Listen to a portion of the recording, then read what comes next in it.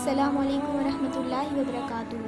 اللہم صلی علی سیدنا محمد وعلی آل سیدنا محمد واصحابہ اجمعین، اما بعد فاعوذ باللہ من الشیطان الرجیم، بسم اللہ الرحمن الرحیم۔ انسان کی زندگی کی شروعات سے ہی جب رشتوں کا تقدس کا تجربہ انسان کے دل میں ابھرنا شروع ہوا، تب ماں کا رشتہ انتہائی مقدس ترین ہے، جو اس مٹھاس، اس کی ٹھنڈک، گہرا پیار اور امن کے ساتھ وابستہ ہے، کسی اور سے نہیں۔ ماں کا کلام محبت اور شفقت کی تبدیلی ہے۔ ماں کی عزت انسانی معاشرے کے وجود کا ایک اور نام ہے۔ مغرب میں کنبے کے نام پر بکھرے جانے کے سبب ہر شخص تنہا ہو گیا۔ وہاں کا ہر فرد ماں کے پیار اور والد کے پیار سے محروم ہے۔ یہی وجہ ہے کہ اور کچھ سالوں سے مدرس ڈے کا انتخاب کیا جاتا ہے، اور اسی دن اولاد اپنے ماں باپ کے ساتھ گزارنے کی کوشش کرتی ہے، ان کے لیے تحفے لاتی ہے، لیکن ماں کی محبت سے محروم رہنا ایک دن کا تماشا نہیں ہے۔ انسان کو ہر روز اپنے والدین کے ساتھ کچھ وقت گزارنے اور ان کا پیار کو گلے لگانے کی ضرورت ہوتی ہے۔ حضرت ابو ہریرہ رضی اللہ عنہ سے روایت ہے کہ ایک بار ایک شخص نے اللہ کے رسول صلی اللہ علیہ وسلم کی خدمت میں حاضر ہو کر عرض کیا کہ یا اللہ کے رسول، میری نیکی اور میری خدمت کا سب سے زیادہ حقدار کون ہے؟ آپ صلی اللہ علیہ وسلم نے فرمایا، تیری ماں۔ اس نے پھر پوچھا، اس کے بعد کون ہے؟ آپ صلی اللہ علیہ وسلم نے فرمایا، تیری ماں۔ اس نے پھر پوچھا کہ اس کے بعد کون ہے؟ آپ صلی اللہ علیہ وسلم نے فرمایا، تیری ماں۔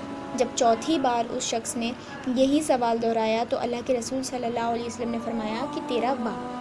قرآن شریف میں کئی جگہ پر ماں باپ کے حقوق کو بیان کیا ہے کہ ارشاد باری تعالیٰ ہے، وَقَضَىٰ رَبُّكَ أَلَّا تَعْبُدُوا إِلَّا إِيَّاهُ وَبِالْوَالِدَيْنِ إِحْسَانًا، اور آپ کے پروردگار کا یقینی حکم یہ ہے کہ صرف اسی کی عبادت اور بندگی کرو، اور اپنے والدین کے ساتھ اچھا سلوک کرو اور ان کی خدمت کرو۔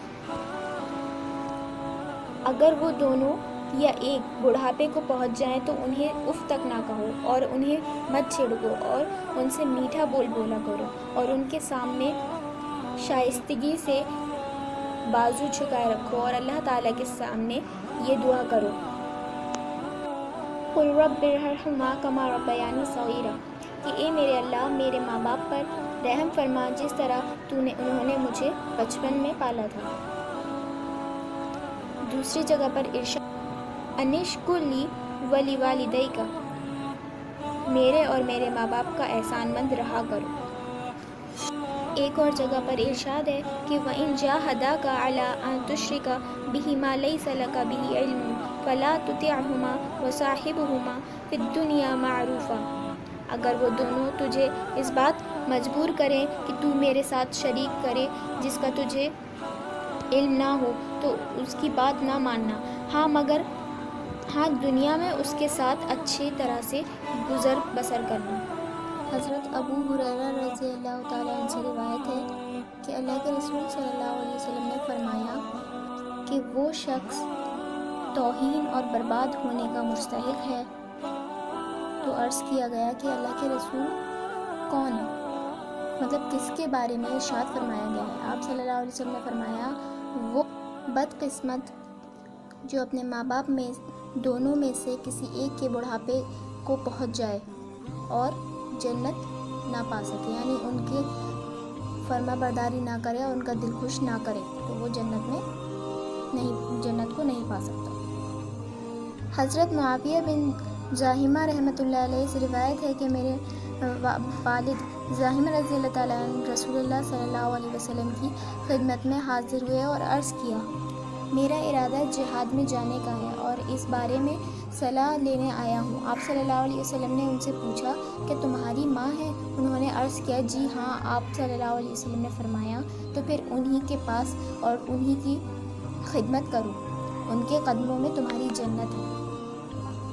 ام المومنین حضرت عائشہ رضی اللہ تعالیٰ عنہ سے روایت ہے کہ رسول اللہ صلی اللہ علیہ وسلم نے فرمایا، میں سویا تو میں نے خواب میں دیکھا کہ میں جنت میں ہوں، وہاں میں نے کہ قرآن پڑھنے کی آواز سنی تو میں نے پوچھا کہ اللہ کا یہ بندہ کون ہے جو یہاں جنت میں قرآن پڑھ رہا ہے؟ تو مجھے بتایا گیا کہ یہ